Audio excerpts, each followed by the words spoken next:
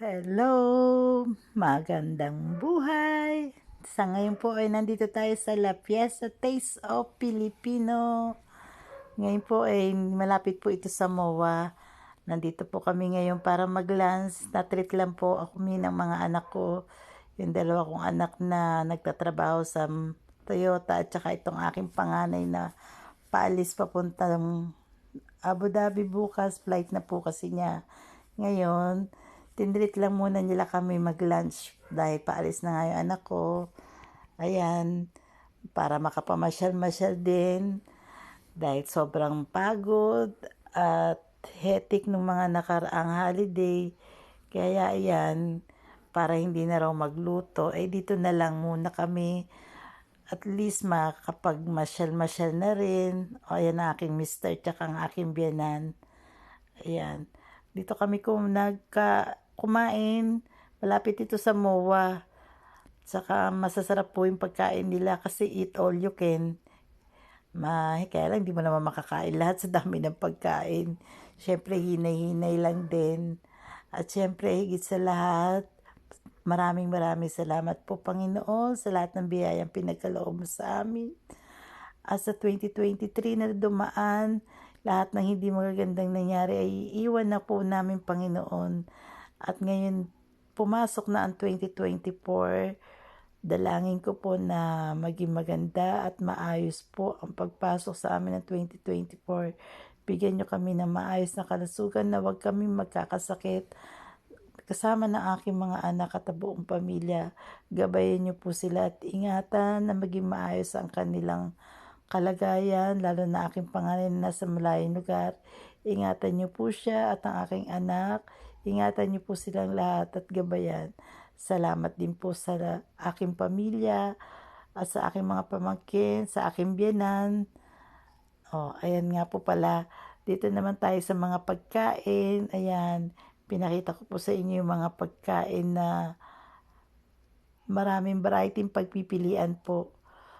Ayan, lakad-lakad muna para makita natin kung ano pa yung pwede nating makita ang pagkain at makain. Kaya lang hindi naman tayo talaga makakakain lahat dyan.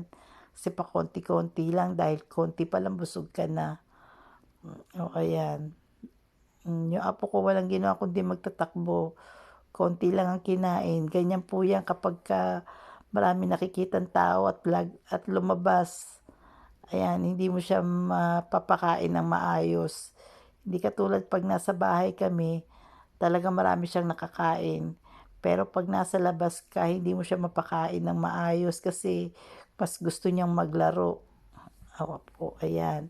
At saka ang ganda po ditong kumain kasi meron din po mga kantahan. Kaya nga po, syempre isinilent ko na lang kasi nga baka alam nyo na pagka may music, ayan yung apo ko, naglang ginawa kundi magtatakbo. Yan, syempre pagkatapos ng kain, napapababa muna, tapos kwento-kwentuhan. Pagkatapos din pala namin kumain, ayan, lumabas kami. Dahil nga malapit ito sa MOA, ayan, nagkaayaan, naglakad-lakad, walking-walking muna. Tapos sumakay sila sa rides. Pinanood na lang namin sila. Ayan, ay, yung apo ko nangungulit. Gustong-gusto sumakay sa rides. Ayan. Pinagbigyan na namin. Isang beses pinasakay namin. Hindi pa na kontento sa isa. Sumakay pa ulit. Nagwala pa. Gusto pa ulit sumakay. Ay, ang haba po ng pila. Bago ka makasakay 10 to 15 minutes bago mo maisakay. Naiinip na rin. Nakakapagod din po kaya paikot-ikot. Ayan, sumakay din sila dyan. Pagka may edad ka na ayaw mo na masyado ng yung mga kabataan kaya pong mag-ikot-ikot. Kami nagsasasakyan na lang kami. Pinabayaan na lang namin silang rides yan. Inantay na lang namin sila sa sasakyan. Tapos yung apo ko napagod din. Ayun, nasa sasakyan na lang kami. Pero yung ibang nila, pasyal pa rin sila ng pasyal.